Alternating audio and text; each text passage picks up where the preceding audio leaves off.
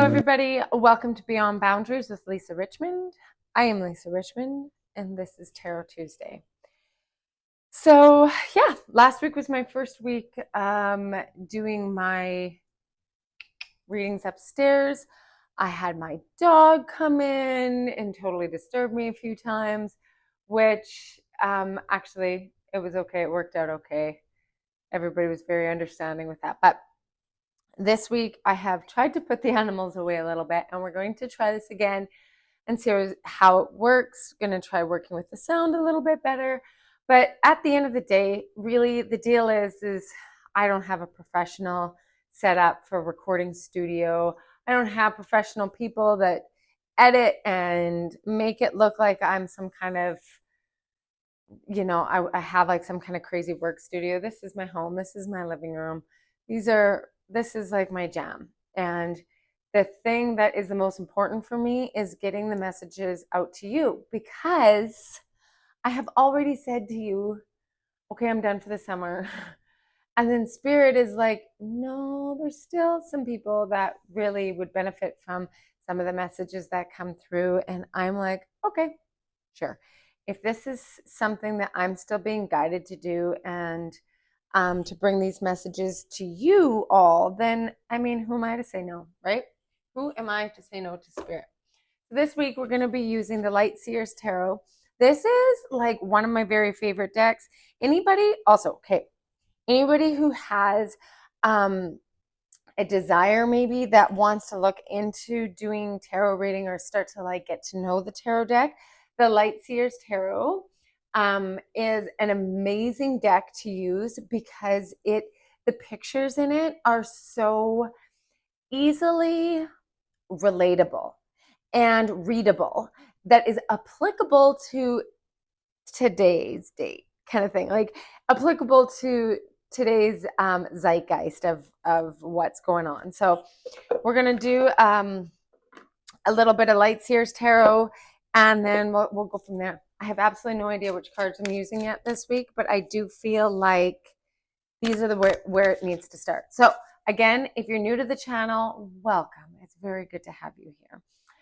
If you're returning champions, thank you very much for coming back and watching me pull tarot cards. And as you would know, if you've been a returning champion, that I pull these cards and I don't read tarot traditionally. I read it in like co-collaboration with Spirit. So Spirit wants me to bring through messages for the greater good, for the collective.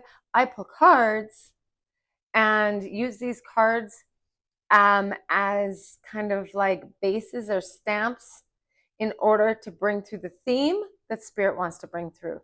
And I never know what it's going to be. Sometimes I get a feeling beforehand when I tune in. But generally speaking, all of it, once I tune in, it just starts coming through like a channel. And also, this reading is timeless. So whenever you find it, whenever you look at it, whenever you're watching it, it's for you. That's the time that you're supposed to see it. And it's important for you to learn and hear the messages at that point in time. Okay. Divine Guidance Team, please bring forward any messages deemed for the greatest good of all involved, from and only from the highest consciousness. May we be surrounded by love, ease, and grace today.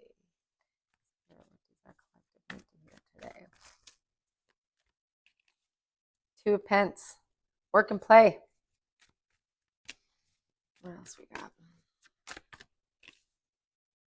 So Five of Cups. Pretty sure Five of Cups comes through every single reading I do in one shape or another.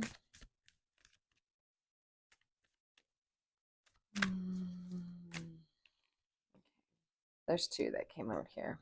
Three of Cups with the High Priestess. Those came out together. Okay. So definitely a divine feminine energy in this. We had the full moon this past weekend. We might be still feeling some of that energy from the full moon. It came through with the summer solstice last week. And so we're moving into some more sunshine, hopefully for some people, not for us. We don't get sunshine where I'm at. But which I'm really missing. I'm feeling the lack of sunshine is something that deeply affects me, and I feel like it affects me right to my core. So anyway, send me love. Okay, so we're going to start with the Two of Pentacles. So this Two of Pentacles is all about balance. It's a balancing act. I heard from someone saying that the Two of Pentacles is always an indicator of kind of like the work play lifestyle, right? If you're going too hard into your work and not bringing through your play, then you're very off balance. And it's like they're not separate. Okay, so Spirit's wanting you to know with the work-life balance, it's not about maintaining separateness from the two. It's about creating balance in your life. Like, I mean, if you're working in a job that requires it to be completely separate from like your lifestyle at home, fair. But how can you bring in balance so that it's not such a separate thing, right? They're giving me this is very specific for somebody, but they're like, okay, so we're going to talk about two things about where your work and non-work life is actually deeply combined and how to create balance with that.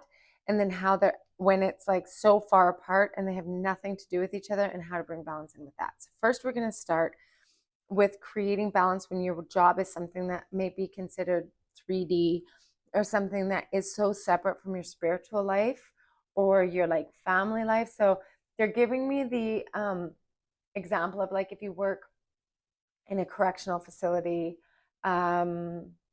maybe as a police officer, or in like some like something where you're having to go and you're having to show up and be on, and you endure information and take in information that isn't shareable across all boards. It's almost like when you close the door to work, you walk away and that's where you leave it, right? And then you get home and then it could be like, oh, hey, family or kids or animals or whatever it is. But what they're saying is that as we're going forward in this trajectory, in this timeline, things are starting to merge. Things are starting to merge and come together. So things can't be so separate. So how is it that you can not combine? Because it's not like you want to take some things that may be a bit heavy. Like I used to work in early childhood mental health. So I did chronic trauma from birth to like 6, 7 years old. And then brain development based on chronic trauma, although extremely fascinating. I learned a ton of stuff. It was very heavy. It was very, very heavy. And I had to figure out a way so that I could show up and be the best version of myself for these children and obtain information and bring in knowledge to be able to set forth like information to use in the future for like, you know, parent courses or whatever it is. Anyway, but what I was finding was that the life was just so different because I had to come home and there was like a certain confidentiality where you couldn't cross kind of reference it. So it was too much. It was too much. Like I was just, because I couldn't balance it out kind of like across the line, it was like this was so separate from this that my life at home, I I didn't have enough balance. Like I didn't have enough ability to not have my life be affected by it. So it trickled in, and me trying to resist it from trickling in actually just made it worse. So what Spirit is saying is like, if this is you, if this sounds like you, where you're finding that your two lives are not mixing well, it's time to allow yourself to try and see where things can start to integrate so that the resistance of the two aren't so major, because it's the resistancy that is causing more of the strife than anything. So let's take example, a life where, okay, let's say you're a police officer and then you come home and there's like multiple things about that. Maybe you can't talk about your spiritual life at work, and then you come home and you can't talk about your work life at home either because confidentiality. Okay, so let's think about how we can start to like spread the peanut butter, right? Start to even it out a little bit. So I would say things like when you come home from a job that you're having to like de-stress from or kind of like integrate from, is be really open and honest with a partner and say, I'm having a difficulty balancing this, like the stress from one job to the next, and I'm wondering what kind of like we can do, like what we can form as maybe a routine in the evenings to allow me kind of to decompress. So I don't want to like maybe be really short with you and the kids, or I don't want to not be able to show up for the relationship, but I'm not able to jump from one to the next. So I need to decompress first. So that involves me coming home, getting changed. And before I can do anything else, I'm just going to take the dog for a quick walk. Or if you don't have a dog, like just go for a quick walk around the block. Or when you're coming home from work, being like, okay, I'm not going to consciously put something in my ear and try to listen to this. I'm going to be like silent. I'm going to put on some really calming music, and I'm going to do my breathing techniques, like look into like breathing techniques. These little tools to help decompress, okay? So that your nervous system isn't completely out of whack. And then maybe go to your partner, or like yourself even, or like a parent or a really good friend or something, and be like, I feel like I'm needing to balance out my energy a little bit, or I'm needing to balance my life out a bit. And I know I haven't shared a lot with you, and it's like I'm not looking to like trauma dump or overshare, but there's parts of me that I'd really like you to maybe know more about. And you don't have to understand, you don't have to agree with me. Heck, you don't even have to think that anything that I'm saying is cohesive, but I'd really like to be able to feel like I'm sharing parts of who I really am with you. So if we could have like 20 minutes before bed or whatever to just to share about some experiences that I had today. And they can be experiences from your 3D job. They can be experiences of like a spiritual awakening or an understanding that you've had. Many of us I know have a difficult time in our relationships being like, I can't talk to my husband or my wife about what I'm experiencing because they'll think I'm crazy, or they don't believe me, or they don't think the same as I do. They don't have the same experiences. Well, they don't need to. Like my husband doesn't. My husband doesn't have any of the same experiences that I do when it comes to spiritual understanding. And when I talk to him about it, he's literally half the time, I think his eyes are glazed over and he has no idea what I'm talking about. But it doesn't matter because I feel like if he's with me, like you can't be with me and not know that this is something that is very real and a big part of my life. And I can't feel like I have to compartmentalize my significant other with other things, other parts of my life.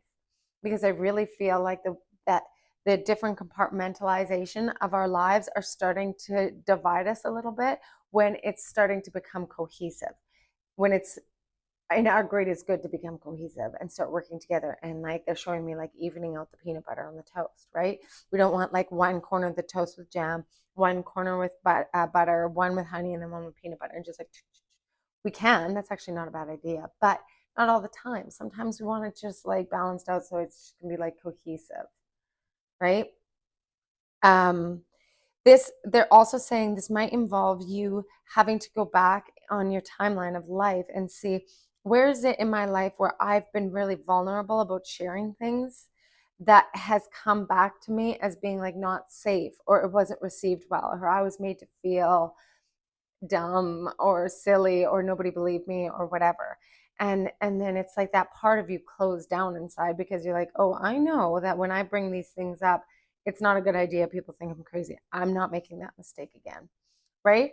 So maybe look back if we're having a difficult time blending and making things cohesive in our life. Maybe look back at times in our life where that has been the case, and then we have conversations with those parts of self, with that version of ourself. So for me, it would definitely be like um, from birth to 28, anytime. They're like, I mean, pick a year. I could go talk to that version of myself and be like, hey, like you're not crazy. You don't have to be everything for everybody else. So really think of when there's a time, a specific example even of when you can look into and be like, that part of self learned to, or like made the belief system that they couldn't be who they were. They couldn't share their stuff because somebody was going to reject them. And that's a very real thing. And hey, you could still be in a relationship, or you could still be in a situation that you know with certainty. If you came up and said, hey, look, I'm looking to like really start sharing more of my personal experiences with you. I feel like we live such separate lives that I want to start like connecting our perspectives.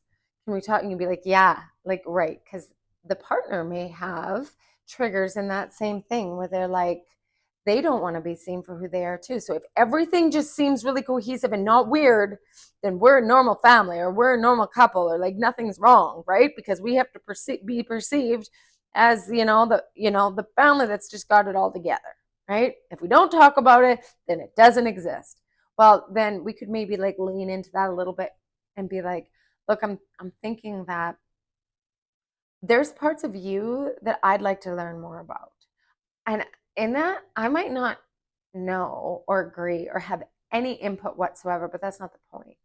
The point is that we've gotten to where we are in this point in our relationship, and we came together in the first place for a reason. And I'm feeling like our experiences, belief systems, day-to-day stuff is starting to like not connect anymore.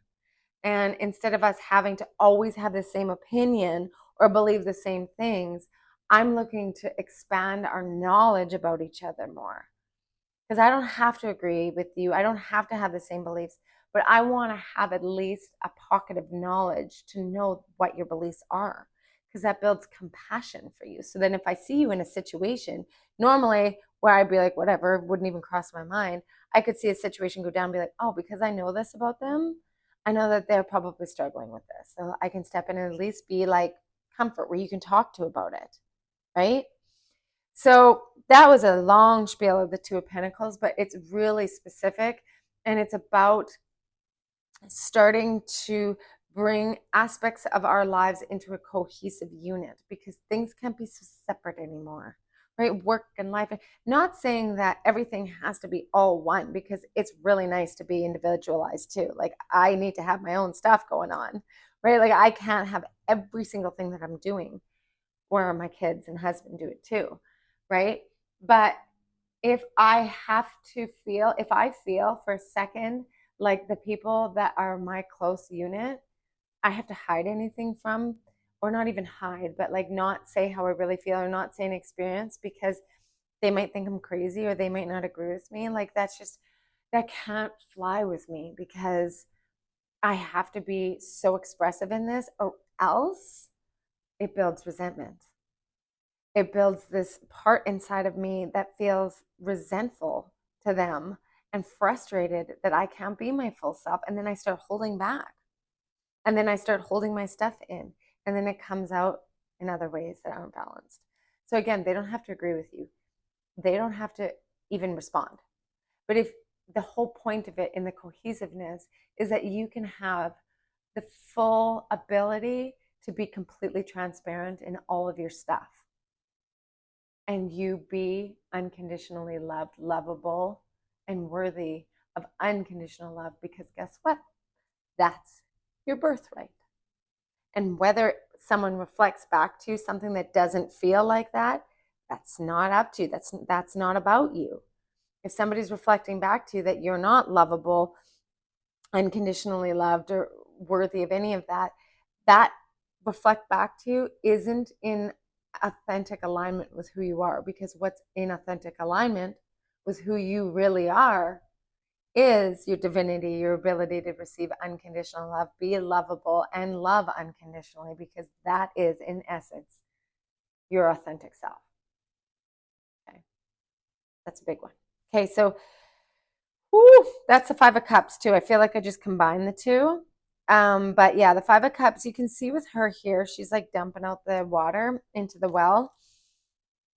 But in it, like when I'm looking at this, okay, so if you look at this, when she's dumping the water out into the well, there's like magic in the bottom of that well. And these other cups have already been dumped and they're sitting there empty.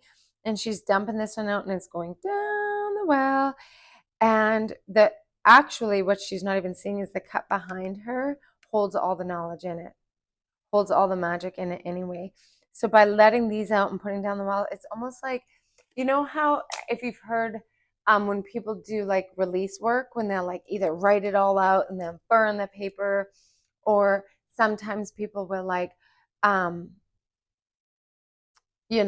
whatever it might be, like a cup of water or a cup of something, and then they put like like this in it that represents, like this bit of sand represents this, and this bit of leaves and dirt represents this, and then like you make this little witch's brew, like when you did when you were a kid, and like you'd have a bowl and you'd make this brew of like water and leaves and dirt and all this kind of stuff. Anyway, and then you like stir it all up there and be like, I'm giving everything that I have to release all of this. Take all of this with you, and then you dump it out and you give it back to Mother Earth, because that's where it all belongs in the first place. The dirt, the water, the leaves, the twigs. And you say, like, I'm releasing all of this back into Mother Gaia to be recycled back up into, universal energy, universal love energy. I release it all so that it no longer has to hold up any space in me. And that's the magic. That's the magic. And so any of the thoughts of the unworthiness, or any of the doubts that you have, or any of the like, I feel like this, like, for my own sanity, I literally cannot do this anymore. I have to let go, but I can't let go without feeling fear, right? What's worse, living in this like misery, or the fear of not knowing how the heck I'm going to get through it, right? I don't know. You have to answer that. And the only way you can get to a point is if there's one is a tipping point of the other, where it's like actually the fear of not knowing, and like the results of me like leaving this job or leaving this relationship or moving or whatever it might be, cutting all my hair off. It doesn't matter. Like there's nothing better or worse. If the results of not knowing how it's going to turn out is worse than living with it, then live with it. And when you get to the point where you literally can't live with it anymore, and you're like, hey, well, tipping point is I can't live like this anymore. Although it might be fear, like I'm not saying don't have fear, because that's a part of our ego to keep us safe. That's part of being human, so that we don't just do dumb things and get hurt or whatever. Like, so really weigh it out. Think about it in your head. Like, what is it that's worse? Do I want to stick with it for a little bit longer, and then like see if I can weigh my options in a different way? See what my options are while I stay in this very unfulfilling situation, and like look around, dabble a little bit, and see what it feels like to like dabble my toe in a few things. And then if something catches where you're like, okay, now it's not worth it any longer for me to be here, the fear of change or unknowingness is less than the uncomfortableness of being here, so I'm gonna like go here. And once you make that choice, that tipping point, it usually is like opening the floodgates. It's usually, and that's kind of like what this Five of Cups is. It's like she's kind of dabbling with it, letting go. But what she doesn't see is that there's magic right behind her. All her answers are right there. And if she didn't dump out these old belief systems or these old fears or dabble in these other kind of energies, she wouldn't know. And don't judge yourself if you don't know. It's okay, especially if you've been doing something a certain amount of time, because that's what you've had to do to keep yourself safe. It's what you've had to do to provide financial stability for you and your family, or like whatever it is. If you've worked in that like paradigm, or you've worked in this belief system your whole life, and it has kept you safe and it has gotten you to where you are now, alive, of course it's going to be hard to do something different. But that's just it. It has to get to the point where one outweighs the other. If you can't, what's worse? Being where you are right now in that same situation, 5 years down the road in the same situation, or in the next 6 months, it being really difficult and not knowing what you're going to do, but trusting that whatever's going to happen is going to be for your greatest good so that you can get out of it. So 5 years down the road, you're not being like, okay, I have to do it now, right? And I'm not saying what's better or worse for you. You got to choose that. All this is like, because last week we had the Five of Cups, and that was more like feel all the feels. This one is like dip your toe in a few things here and there, and like test the waters a little bit. And if it doesn't work, it's not a failure. It's maybe timing, or it might be the fact that it doesn't work is the thing that you were supposed to experience. It doesn't mean now go back and do exactly the same thing. It just means that maybe a part of the experience that you were supposed to learn involved it not working, so that you got to experience what it felt like to reach outside of the box a little bit and come up with some problem solving skills, and like what it feels like to reach out for help, maybe, or resolve an old conflict, because you now have to go face to face with this person because you're like, hey, look, I tried this, it didn't work. And like the old thought about like, oh, I got my tail between my legs. No, stand with your head high, shoulders back, be confident, and be like, okay, well, I gave it my all, didn't work. Clearly, the universe has something else in store for me. I just don't know what it is yet. So I'm still going to investigate this. It's a part of the plan. Don't be afraid to have your cup spill out a little bit. Okay. Don't be afraid. Change is tricky. 5 is a change number 2. So change is tricky, but inevitably it's happening. I'm telling you that right now. Okay. And then this is what leads to the 3 of Cups and the High Priestess. Okay. So the High Priestess is the number 2 as well. And so we have 2 twos, which is about balance. And the 3 of Cups is such a beautiful card of collaboration, coming together, unity, friendship, family members, like your people, your group, your tribe coming together. And that's like, it could be a friend that you haven't talked to in like 10 years. It doesn't matter. You talk to them and you're like, this is the best ever. Like we're such good friends, and like I can tell you anything. Or it's like you go to them and be like, you know how we talked about starting that podcast a long time ago and we thought it was just such a pipe dream? Let's just start it. Let's just start recording and see what happens. We don't have to like quit our whole worlds, but let's just like get together every Tuesday and start recording and see what happens. If anything, it'll just be fun. Like, let's just try it, right? And it's about connecting with your people, so your tribe, okay? And it came out with the High Priestess, which is that super divine, feminine, intuitive card, where it's like your guidance system is plugged in. You're tuned in with spirit, and you connect into your intuitive knowing. And this is gender neutral. It doesn't have to be for a woman. The High Priestess, it's about connecting into your intuitive knowing. Okay.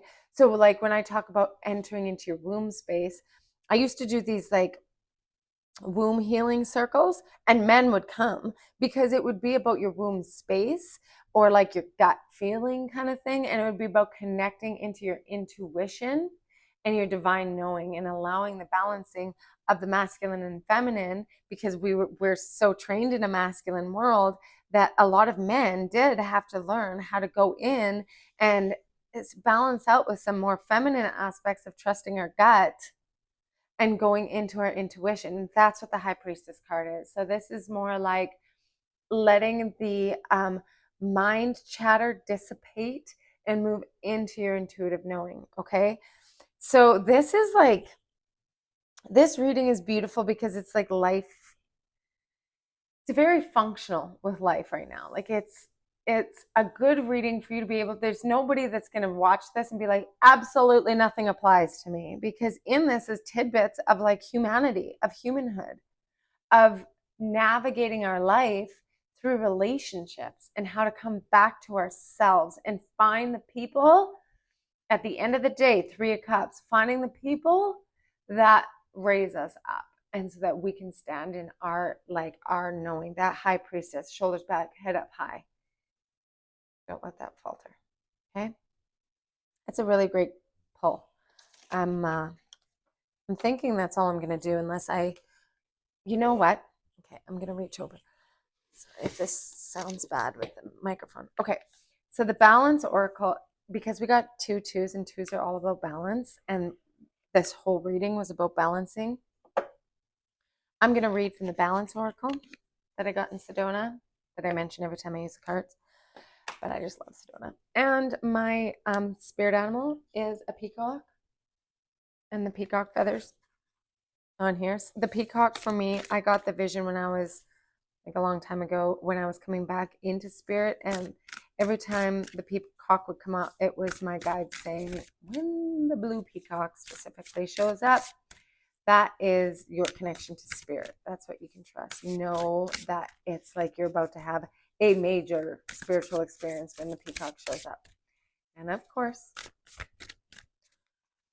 it has. Okay, Spirit, what balance do we need to see in our existence right now to help us in our journey through life right now? Journey through life. What do we need to see for balance? What do we need to know?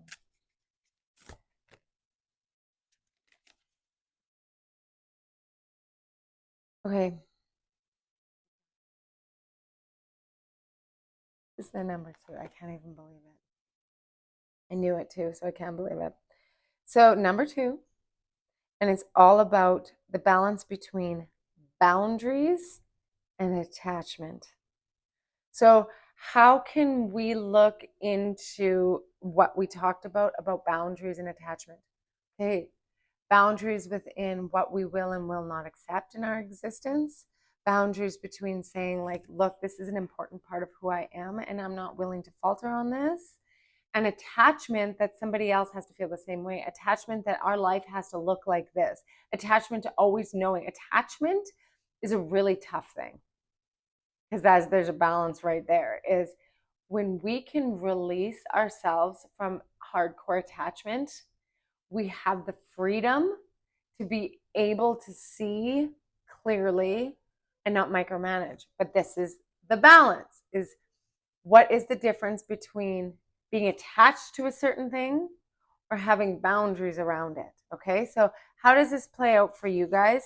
Tell me in the comments what this, because this is a big one. Somebody's got a story about this. Okay, I'm going to read it.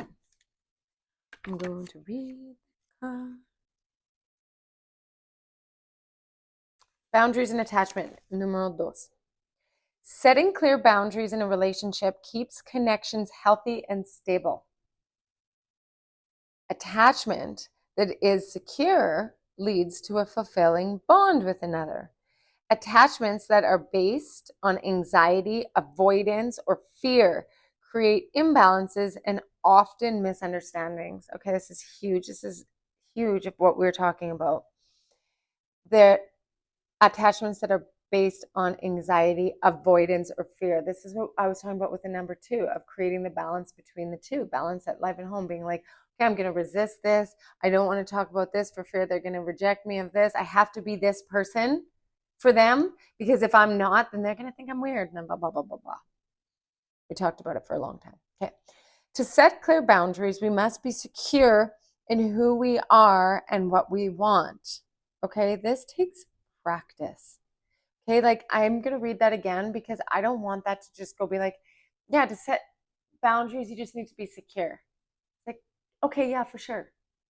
Like, that can take like a whole lifetime of reflection to be able to really acknowledge the significance in that sentence alone, right? I feel secure enough in who I am to set the boundaries because I know that I'm still lovable, unconditionally lovable. I can still love and be loved, be that authentic self, even though I've set my boundaries. No, you set those boundaries so that you can stand firm in that essential knowing of who you are, right?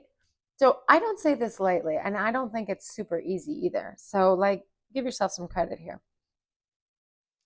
Values are determined through past experiences and often a distinct guide to self-identity. That's literally what I just said. When the core of self is unsteady, unknown characteristics of anxiety surface. Fear can also show up through manipulation of others.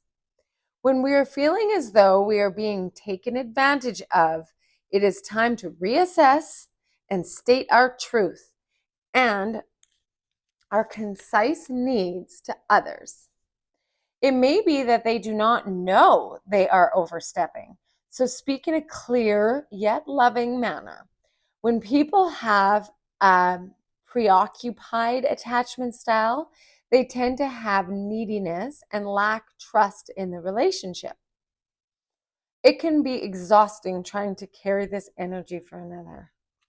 Oh my God, I cannot agree more with that one.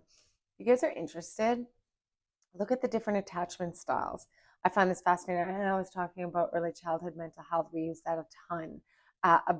Observing behaviors and like how people form relationships based on their attachment style. It is a theory, remember, with the attachment styles, and there's obviously variation to this, and it's not so black and white, like you fall in each one. Like, I'm not one huge for labels either.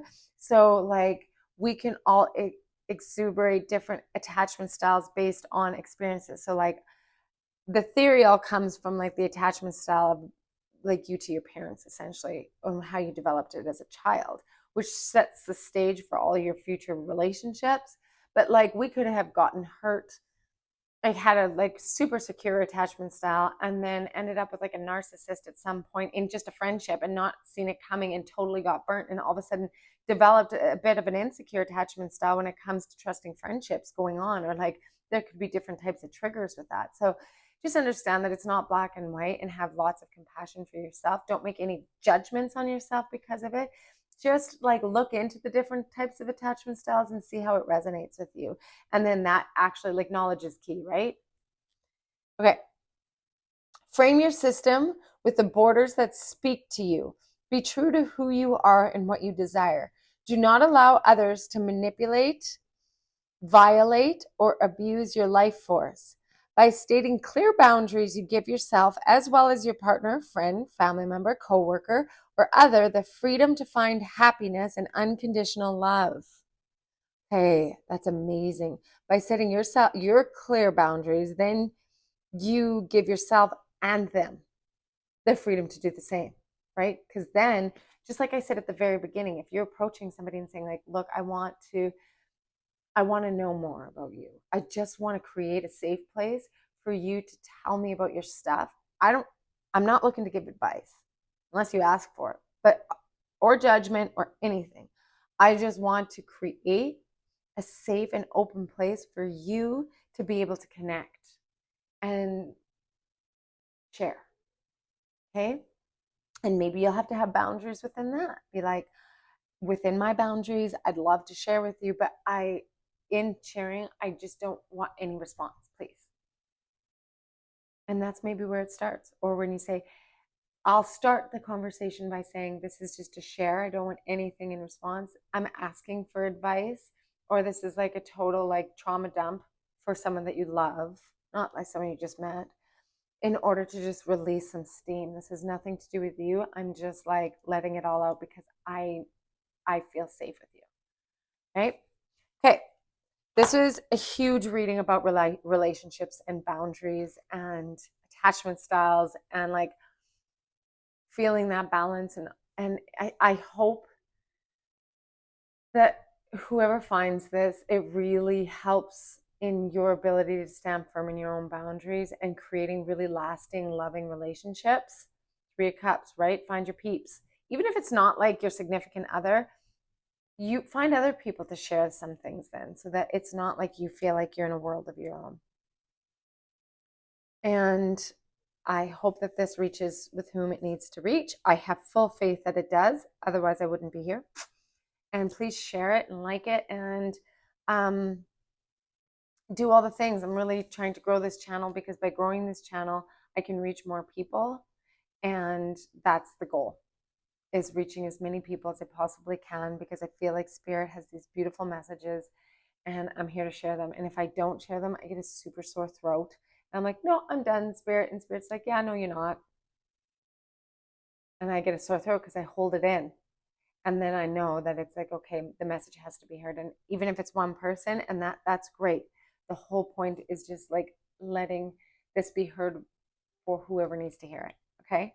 So yeah, do all the things, like, share, subscribe, all that kind of stuff. And I'm really, really appreciative that you tuned in for this long, because this is a really long reading. So I love you and I'm very appreciative. So thanks again, and I'll see you next week. Take care, guys.